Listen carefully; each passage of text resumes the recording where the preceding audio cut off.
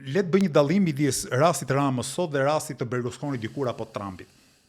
Berlusconi kishte ngritur legjendën sipas cilit gjykatësit ishin komunistë, pra ishin pjesë e një sistemi të vjetër drejtësie ku kishte ndikim edhe Partia Komuniste Italiane dhe po e persekutonin këtë se ky ishte outsider, pra ky kishte krijuar si biznesmen një parti nga hiçi, Forza Italia, dhe këta ishin qepur për ta rrëzuar politikisht.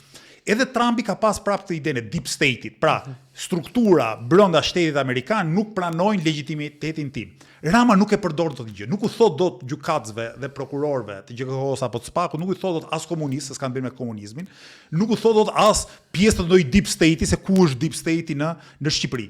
Dhe mos harro diçka, institucionet e drejtësisë në Shqipëri janë produkt i vullnetit të faktorëve perëndimor, pra të amerikanëve dhe të evropianëve.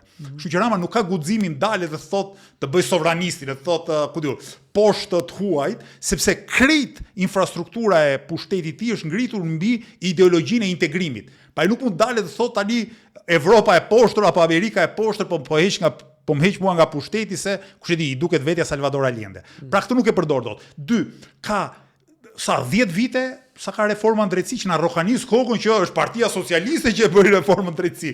Pra, në këtë kuptim, ai nuk mund të thotë që këta gjykatës se këta prokuror janë alien, erdhën nga ku diun ku, dhe nuk thotë as që i ka vënë Sali Berisha, Sali Berisha vetë është i pandehur nga SPAK-u. Ilir Meta është në burg. Pra, nuk i mbetet asnjë lloj justifikimi për vetë se të thotë që janë ja 2-3 veta të çmendur, pra justifikimi i Ramës ky është, janë ja 2-3 prokurorë të çmendur që më janë qepur mua. Po bën shumë këta, se nuk janë 2-3, se po ti numërosh të gjitha çështjet, me sa duket SPAK-u dhe GKK-ja janë në blok në respektimin e ligjshmërisë, dhe këtij merhumit Ramës këtë rast çfarë i mbetet? I mbetet vetëm bëjt filozofin e drejtës, flas për ekuilibrin e pushteteve.